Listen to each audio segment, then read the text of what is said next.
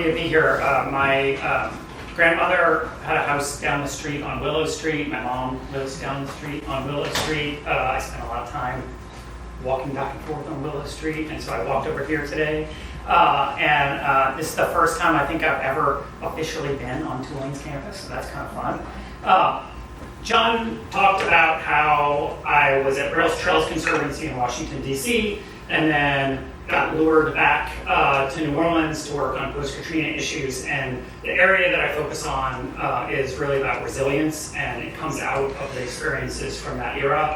And really what it ties, it asks questions about what is a resilient place? What does that mean? How do you think about it? And there are lots of different variations of that. And I focus on streets and thinking about streets. And what we're going to talk about is resilient streets, what they are, where they're developing. And John also mentioned the sort of idea of the Lafitte Greenways, this idea that was just sitting there in people's heads. One of the great things about working on sustainable real estate and just urban planning in general is that very occasionally you have an idea in your head and it actually comes to fruition and exists. And the Lafitte Greenway is one of those projects. I was a small cog in a very much larger machine that helped to push that forward. But it was really gratifying to watch that process take place and then be out on an actual place that exists in the world. So what I'll do today is first situate us on what challenges we have, and we can start, sadly, where we are is one of those places that focuses the mind. Thinking back on Hurricane Katrina and what happened here, as John mentioned, I spent a lot of time in the Netherlands. They remember what happened here, and it focuses their minds as well, being a country that large portions of it are below sea level. It asks you questions about how you manage water, how you think about water, and part of what I've done in the last couple of decades is really dig down and think about that and look at how streets particularly can be rethought to address climate change. So from an urban policy perspective, we have the challenge of climate adaptation. Things are happening, it's getting hotter, there's more water, there are more storms. We also have more drought. So we have, I'm in Texas now, we have this huge drought, it never rains, and then it rains a ton. So you've got this sort of back and forth process, and figuring out how our city should look and function is a real challenge with that. 30% or so of our cities are streets. So if we're looking at where to adapt our cities, our streets become this opportunity to think about. At the same time, our streets are also generate the highest amount of greenhouse gas emissions. The transportation sector is the highest amount of greenhouse gas emissions at about 30%. So there are these two 30s out there. 30% are streets, 30% of greenhouse gas emissions coming from streets. If we rethink that 30, we've got a chance to really rethink how our cities look, function, and feel. So the wicked problem of urban climate change policy is really working on climate adaptation at the same time you work on climate mitigation, decreasing your greenhouse gas emissions. And so the question that John and I had when we did our book Adaptation, Urbanism was, where can we find these resilient places? What are the best practices in climate resilient streets? So when you do that, it's helpful to think about what does the non-resilient place look like. And I was actually flying in to visit John in Florida, and I took this picture out the window, and I thought, that's a non-resilient place. This is Miami, South Florida background. Really, this is a best practice if you want to build a sprawling city. Giant highways, which have high fatality rates, high greenhouse gas emissions, high pollution, and high impervious cover. And this is what we build all around the United States. The status quo processes are about building non-resilient places and non-resilient streets.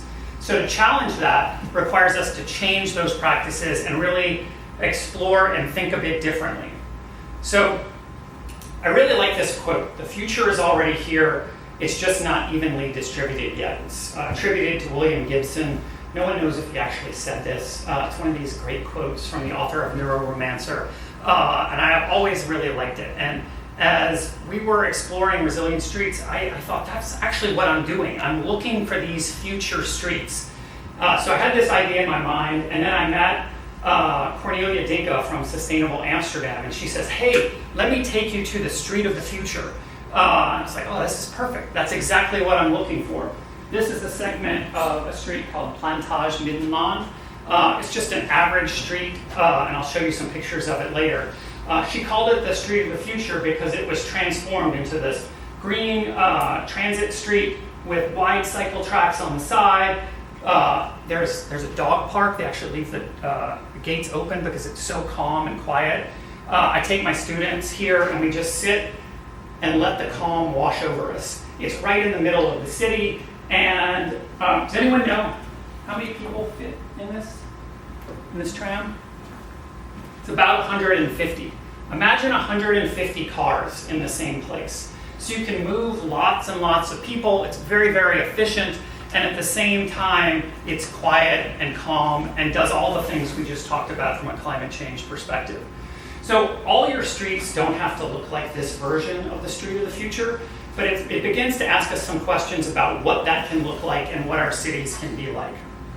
So what I'm going to do is talk about this resilience as a conceptual lens, and then I'm going to take you on a visual case study looking at Copenhagen, Amsterdam, Barcelona, London, New Orleans, New York, and then New Orleans. And then I've been working on this idea of how you take these ideas in these places, these streets of the future, and you begin to put them into the system that actually, where our streets are actually made. And that's our street hierarchy. And generally, we don't think about local streets, so I'm going to offer up some visual examples of local streets that meet these sort of resilience standards. And then finally, we'll finish up with some ideas of trail-oriented development, and we'll circle back to the Lafitte Greenway. So what did John and I do? We set out to examine resilience plans, and we were curious how resilience plans were actually addressing a lot of these bigger issues that I just talked about. So we analyzed plans in a number of cities. In the case study cities, we looked at Rotterdam, Copenhagen, New Orleans, and Miami.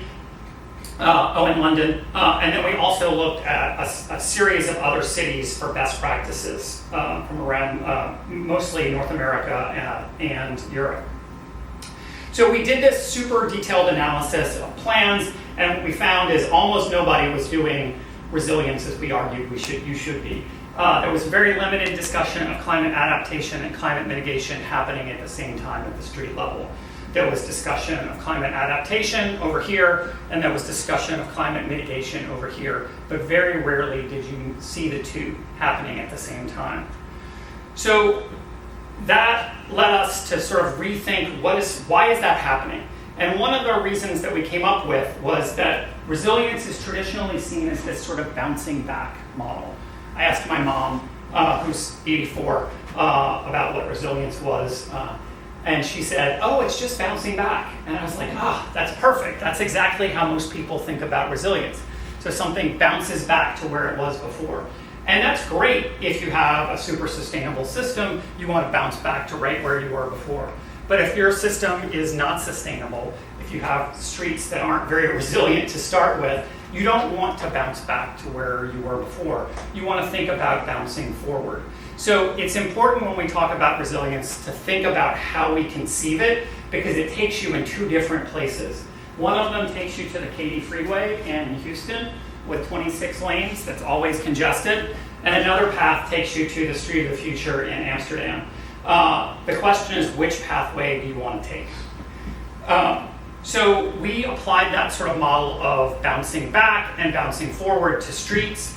And essentially, we've kind of talked about the streets of the future. Well, first we need to define the streets of the past. Essentially, the streets of the past, or today, have high traffic speeds. They privilege distance. They're really designed to get you to go really far. They're not about staying within your local community or kind of a 15-minute city concept. Unfortunately, they have a high fatality rate, lots of impervious cover, and they generate a lot of greenhouse gas emissions. Conversely, the streets of the future are about more local and connections. For longer distances, you utilize transit. For closer distances, you're going to walk, bike, or you can use transit as well. So it's really about accessibility to localized locations. They have low fatality rates because they focus on safe streets and Vision Zero systems. And then increasingly, they have these sort of spongy features that soak up water. And all of this at the same time decreases greenhouse gas emissions. So it's two different lenses of what resilience means. And again, they take you in two different directions.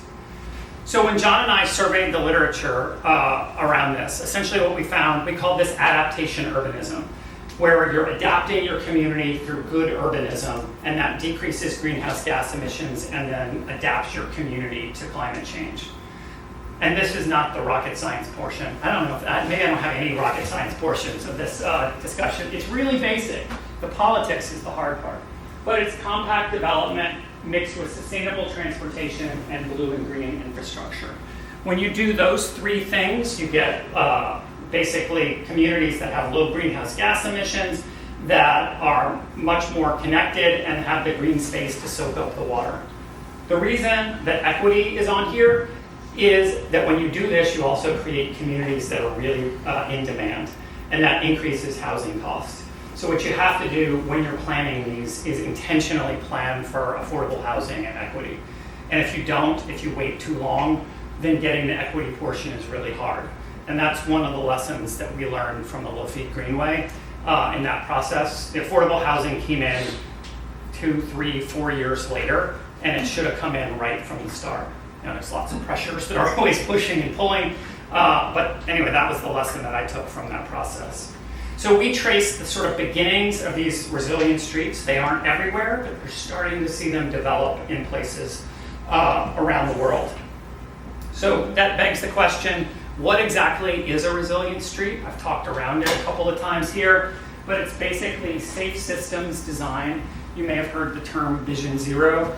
Vision Zero is basically about creating safe places within communities that have lower speeds. And if you have higher speeds, you create a dedicated place for pedestrians or cyclists. That's the way boiled down version of Vision Zero. That is combined with green and blue infrastructure, which sometimes is called SUDS, Sustainable Urban Drainage Systems. At least that's the way they call it in the UK. But basically, these are naturalized systems that soak up water, and that are intentionally utilized in that way to do that. So a bioswale, John and I were just walking through campus. There's a number of really nice bioswales up along McAllister. So those are examples. When you do that intentionally over long distances, you create this sort of network of urban sponges. So that paradigm shift of moving towards these resilient streets is happening. However, it's contested, it's political. So what you're seeing is some places are getting these sort of advanced design treatments, but many places still aren't. The status quo has power and locks in place those streets of the past. And really what we're interested in is the sort of politics of how you can move towards the streets of the future. So that's a lot of words. We're gonna look at pictures now, because really this is, in addition to being about concepts and ideas, it's about places and places that you wanna be. This one is for you, Jane. Jane used to lecture and put up pictures and tell stories based around pictures, and I really liked that idea. So I took it, I stole it. Usually I don't have to acknowledge I did it so much in person, but that's good. So these places, these sort of resilient streets are emerging. And so we'll look at examples. These are just several examples from Barcelona, from Paris in their School Streets program, Amsterdam in the De Pijp neighborhood, and then Copenhagen in their Resilience District. And we'll walk you through how these places developed, but it was intentional and it was hard. Each one of these places is like 1,000 community meetings and a lot of work to make it happen. We'll start with Copenhagen. In the book, I interviewed one of the leaders of the Climate Resilience Project, Renee Sommer-Lindsay, and there was a giant flood that happened in 2011, I think it was 2011 in Copenhagen, and it was like basically a tropical rainstorm, and they were not used to tropical rainstorms in Copenhagen. So it caused something like $5 billion in damage. And they said, we should not do this again. This is going to keep happening. We need to rethink how we utilize our public spaces. And so Renee Lindsay was in charge of this particular area called Tosingoplatz. And Tosingoplatz looked like this in 2009. It was just a big asphalt area. It wasn't particularly nice. You were not going for your super awesome Copenhagen pastries to this neighborhood. It was just sitting there off in the kind of the suburbs. And so what they did is they said, hey, we know we're going to have to widen our pipes. We're going to deal with this. What if we, instead of widening our pipes, invested in a water square? And so they analyzed the cost and they found it was actually cheaper to build the water square rather than to widen the pipes and the infrastructure. So they built this water square. And this is from the exact same point here as you see here. So basically they took all that asphalt and they turned it into this water square. There's now a nice new cafe. It's more traffic calm for walking and biking. And the point that Renee Lindsay made is that Tosingoplatz works when it's raining, but more importantly, it works when it's not raining. And that's really the heart of what we're talking about here for resilient streets is they work as this sort of climate adaptation system, but more they build quality of life and really great places. And that's why neighbors support them. Neighbors really, they care once every 10 or 20 years when it rains a lot, but they really care on an everyday basis. So when you do this, building quality of life and livability is important. So this is about 4 or 5 blocks away. One of the great things about my job is I get to travel places and I hear about projects. So I went to St. Keldsplatz in 2017 and they hadn't started work on it yet. And I was really disappointed because I'd gone all the way to Copenhagen and I found this really kind of dilapidated traffic circle. And then I went back in 2019 and I went, this is fantastic because now I have a before and after picture. So essentially they took this kind of forlorn traffic circle and turned it into an urban forest. There's now new cycle tracks that run through here. Again, new cafes developed. When you do this, you build opportunities for businesses to sort of combine, to sort of take advantage of those new, really nice green spaces. Here we are with the street of the future. Amsterdam, city of bikes, wasn't always the city of bikes. Amsterdam in the 1970s was a city of cars where they were trying to put in as many cars as possible. There were plans to basically take out some of the canals and pave them over and put highways on top of them. Seems insane. We did it here on Broad Street. There was a canal on Broad Street and we, in the 1930s, widened it out and built a road on top of it. It didn't look as cool as the Amsterdam ones, I'll give you that, but we did do the same thing. That's the whole idea of sort of this drain city where we're going to cover over and pave everything on top of it. The Dutch created this system called living with water, and now water is becoming sort of unearthed in these places. At the same time, they also created a system of safer walking and biking. So you see in the 1970s, this is what the street looked like. Their car fatality rate was actually the exact same as the United States in the 1970s. There was a movement called the Stop the Kindermoord, Stop the Child Murder, Dutch, very direct. And then we saw a change in where fatality rates went. Our US rate began a slow decline. The Dutch fatality rate took a sharp decline. And you see it in the landscape here. So this is what it looked like in 2010. They had the tram tracks, and they start to put in cycle tracks, and then you get, I think this is 2018, you get to the full Street of the Future treatment. This only runs for about 3 blocks. Cars still have, there are lots of cars in Amsterdam. They just go slower and more circuitously around the area. Barcelona, with their Super ILA or Super Block program, it's been a really interesting one. Many of the streets in Barcelona feel and look like this. There was a really concerted effort to rethink how those spaces looked and functioned. Largely, the sort of center of Barcelona is park poor. So the idea was, how do we get more park space and open space in the sort of center of Barcelona? And they looked at these big, wide areas and they said, we could change the way that we design our streets. And so this is the exact same spot. Cars go around the sides, and there's basically a plaza in the middle. And because it's Barcelona and the weather's fantastic all the time, you do that and immediately you get lots and lots of people. So this is really what a superblock is. The idea is that you will change that street and then 3 or 4 other streets in succession. There have been various versions of this. So Jordi Honey-Roses, who I've been working with on some projects, he calculated that there have been 6 different variations of this, from a super technical urbanism version 1 to, you may have seen these pictures, the sort of Barcelona symbol, just using big sort of planted pots to guide traffic around, version 2. Version 3 is, this is actually my favorite version. I just love the colors. I think it's really nice and works really well.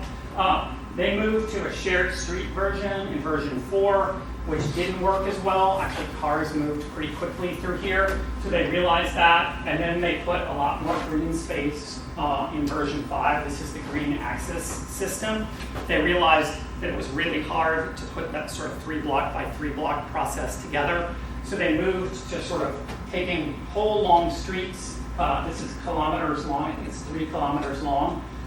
So it's a shared use street, but really, really slow. The cars can come around the side here. And then finally, they're doing another version in another neighborhood with a little bit more green space in the center. So there's a whole bunch of different variations of this, but a really interesting system. Politically super challenging. They built all these things, and then the mayor got kicked out, and then we're basically sort of stuck in this political moment where they don't know if they're going to advance these projects much further. But this is the middle of the street. I was here last year for 3 weeks, and I intentionally stayed right around the corner and just walked up and down this really, really amazing transformation. If you go one street to the side, it's just walls of cars, and here it's quiet, it works well. Cars are still here, they're just driving really, really slow. London.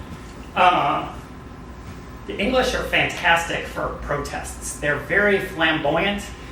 So there was this idea that we're going to take the ideas from the Netherlands and we're going to build a mini Holland in Walthamstow Village. And the neighbors said that was a terrible idea, so they had a mock funeral for their high street or business street. And then several years later, it wasn't the funeral, it was actually labeled like London's coolest village. So basically they transformed this street into a really, really nice place, and it attracts real estate development, not surprisingly. So this was the street that was about to die. This is right in the center of Walthamstow Village. This is 2008, and it's just a regular kind of English car street. And this is the treatment that everyone was afraid was going to destroy the business district. And when I went in 2019 here, what you'd really done is you'd create a really nice place for people to have kids. So I counted like something like 19 prams that were moving around in this particular space. This kind of a William White sort of thing where I was counting. But a really nice place for people, for neighbors, and also for real estate. So real estate values have gone up in this particular area because it's really, really nice. It's still accessible to the core of London, but it's nice and slow, and it's a really wonderful place to be. That's really the value of resilient streets, is they prepare you for climate change. They do all that stuff that we talked about, but they're places of value that people really want to live.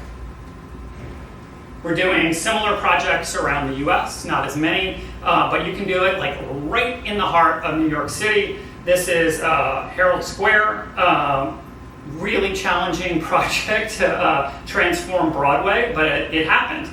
And you've probably, if you've been to New York, you've seen these little squares with the movable chairs, everything that William White talked about, they were like, we're going to implement right now.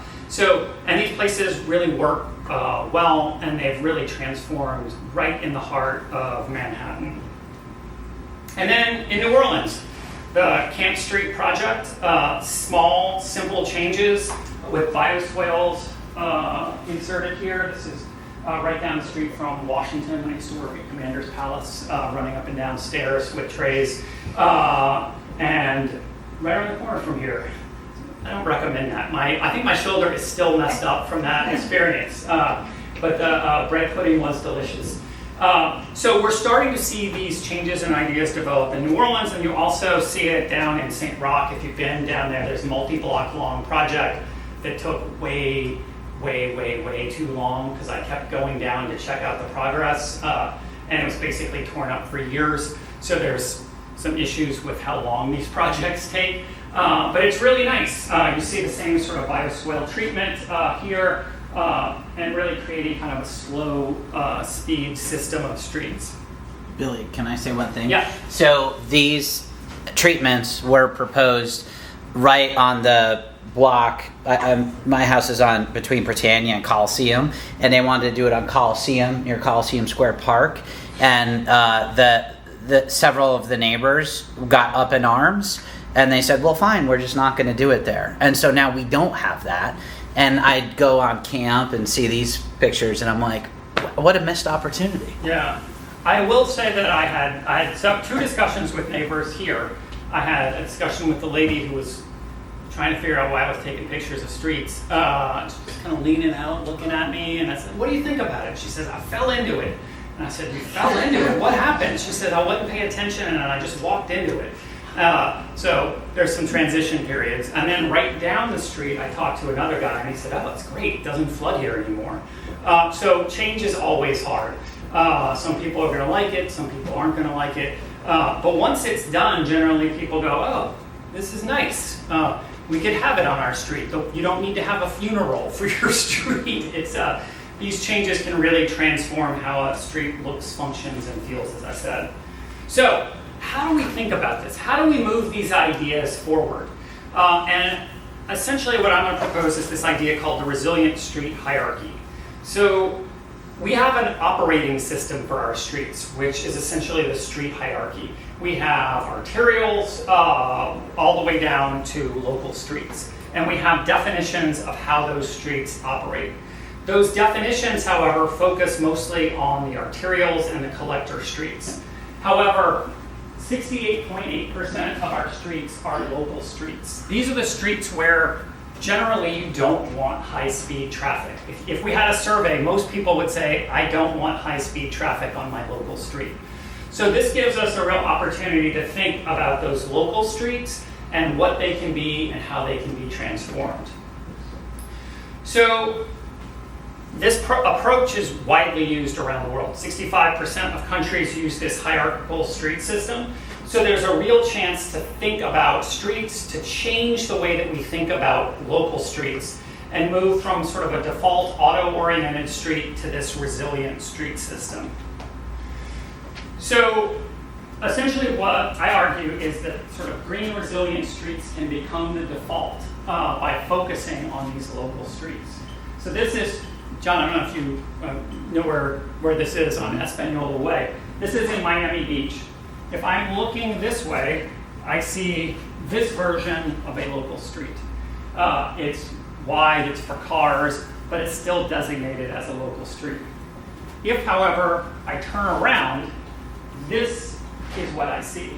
There are all these precedents for local streets that are pedestrian, they're really nice. We sort of just forget about them, and New Orleans is filled with them. There are all of these great little streets. What if we started to take those street designs and intentionally build them throughout our neighborhoods?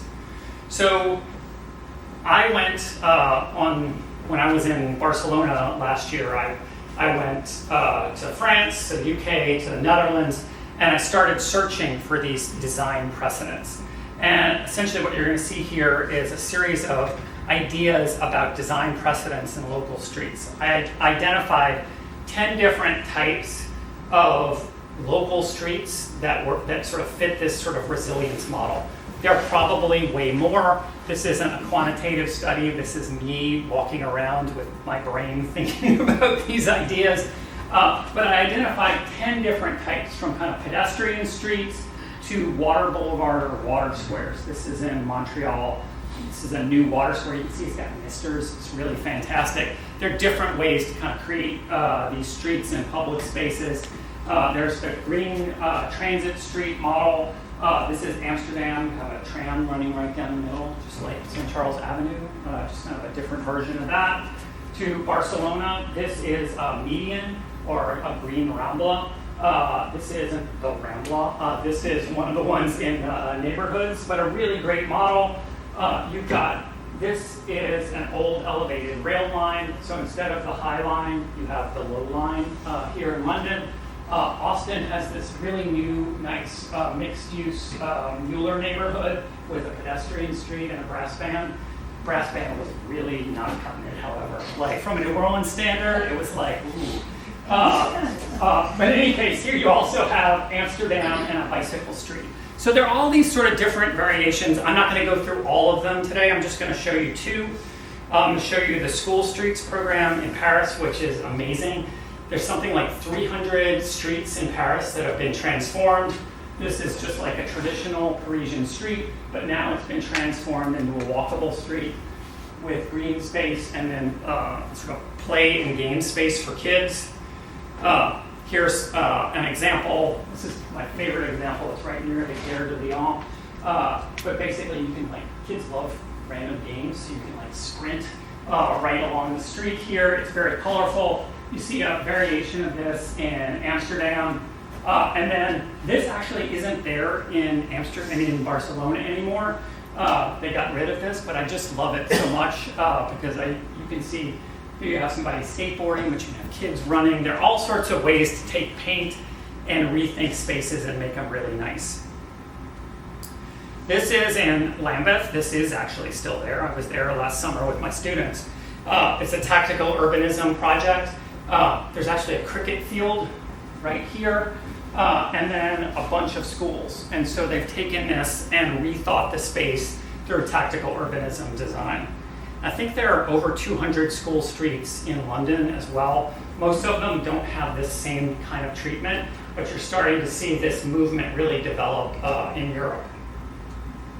And also in North America, this is in Montreal where I was this summer, and this is just a nice school street example. They're also doing a ton of bioswales and connections, and this is right down the street from that water square that I just showed you with the misters.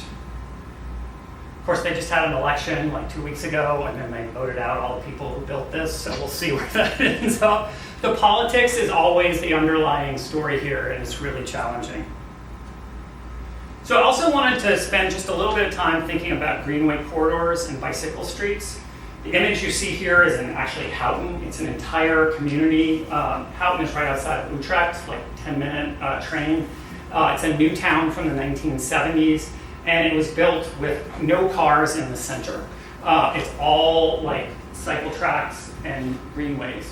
It's fantastic. It's really, really great. I got to travel around with one of the residents who took me through here. There are cars. The cars are just parked on the outside, and the entire center is a network of greenways and green spaces. So when you look around, you see lots of examples. You see the Little Greenway here.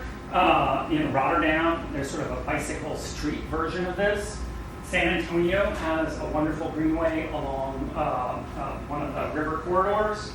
You also see this system. This is in Amsterdam. It's also car-free in the center.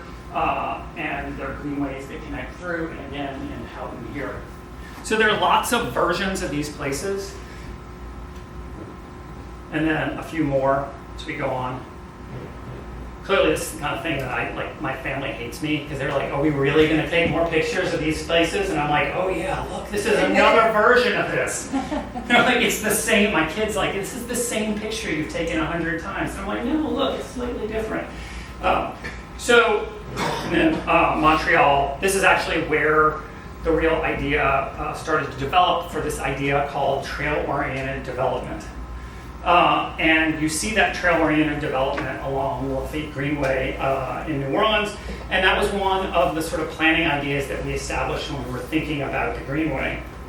So who created this idea of trail-oriented development? This is one of the few things that I can lay claim to. It was me. This is exciting. I talked to somebody and they were like, oh, you must be so proud that you created trail-oriented development. And I was like, no one knows what it is. It was like, you do, that's great. Anyway, I was working at a Rails to Trails Conservancy, and I was tasked with doing an economic development brief. And all of the economic development work that had been done around trails was about rural areas and tourism, basically. And so I was writing this brief, and I said, well, look at all of these wonderful places. I had just gone to Montreal and seen the Lachine Canal and looked at all the development that was taking place along here. And I said, wow, this is real opportunity to think about how trails can be this kind of urban amenity that pulls people together. And because I had Jane and I had thought about urban parks, I also thought about this sort of amenity value that comes from urban parks. And so I started reading up on this amenity value and the way to tie amenity value together with trails. And that's really where this idea of trail-oriented development came about. So I created this, I worked with the Lafitte Greenway folks, and we sort of just set this idea aside and I kept writing about it. But it kept percolating, and what we've seen over the last 10 years is a number of different projects that have developed that really combine this sort of economic development, active transportation, and climate resilience framework to build safer spaces along these greenway corridors. So I'm finishing up a study actually with John, and what we found was that the number of these trail-oriented development plans has increased dramatically. 2005 to 2009, the Greenway Plan, it's the first one. And then it's slowly grown over time, and you started to see these projects happen all around the country.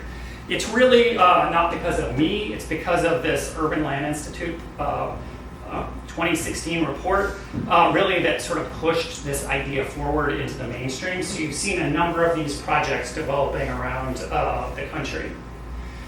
And sort of with apologies to William Gibson, resilient places are already here. I just showed you a ton of them. They aren't evenly distributed yet. There are lots of these projects and ideas, but the question is how politically you can come together and push these projects and create them in your local communities. So I hope I've given you some ideas about places and ideas and things that you'd like to see in your local community, and then hopefully some ways politically that we can begin to think about how to channel that through our street designs and rethinking how our street design systems work.